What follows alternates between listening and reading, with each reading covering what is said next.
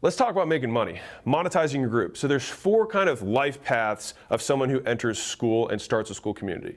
The first and easiest one is that you can just keep your community free forever. And that's totally fine. It's a better platform, it's more engaging, you guarantee the reach of all your posts, people can interact with each other, you have leaderboards, you can unlock content, making sure they actually share it and refer people back to you. There's tons of amazing features that make Skool superior to any other platform for just providing value. At the next level, you might start with this and then switch to paid over time. Now, to be clear, you can't start everyone for free and then switch to paid and then all of them are getting billed. That would be unethical. And so if you switch to paid, everyone who's free will be grandfathered in at free. Now, here's a little pro tip for you. If you know that you're going to eventually go to paid, tell people when you're inviting them that this group will be paid in the future. And so they'll have a stronger incentive to join now. It puts urgency around why, like the big reason why they should join, because it's gonna be paid eventually.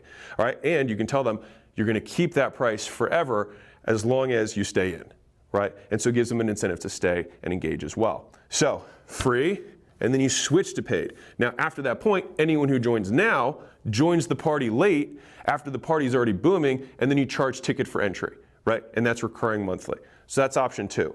Option 3 is that you keep your free community, right? You keep the same free community, and then you just start a second community where people can choose to join at a price of some sort. And you might get additional features, additional access, additional events, additional content, whatever that comes in this community that isn't here. And honestly, the best way to get people to want to join this one is to make this one awesome. The fourth path, and I just put it here for obviousness, is that you can just start a paid community, which is totally fine. But I like to show all of the paths because people are going to be starting at different points with different skill sets and different assets. Now, what are you going to price your community at? So just to give you some data, the majority of groups on Skool right now are between $19 and $299 a month. And that's a big range. And part of that comes down to what the group is about. If you're teaching digital marketing tactics to agency owners doing $20,000 a month or more, then you can probably charge a lot more because the value of the content you are delivering relative to how much they're going to make, there's a huge discrepancy, so you can charge more for it. On the flip side, if you're showing people how to water paint for kids, there's probably going to be a lower amount of budget that people are willing to spend on their kids, and even for the information relative to what's available online for free. And so that is kind of how you're going to dictate where on this range you go. Now again, you can go outside of this range. This is just to give you an idea of where most people are. You can obviously go above, you can even go below. Now, here's my recommendation for thinking through this, is what's your goal? Now, I'm going to use $10,000 a month because that's the most common goal that we get when people say they're coming in of what they want to make.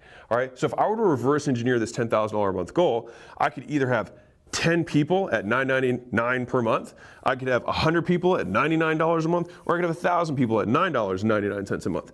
Any of these would still accomplish the goal. The difference between these prices is going to be relative to who I'm serving and the value that I'm delivering and or the problem that we're solving. And so once you know the price that you're going to charge and you know what your goal is, all you have to do is reverse engineer the N, which is the number of units that you have to sell. And when I say sell, get people to join your community in order to accomplish your goal.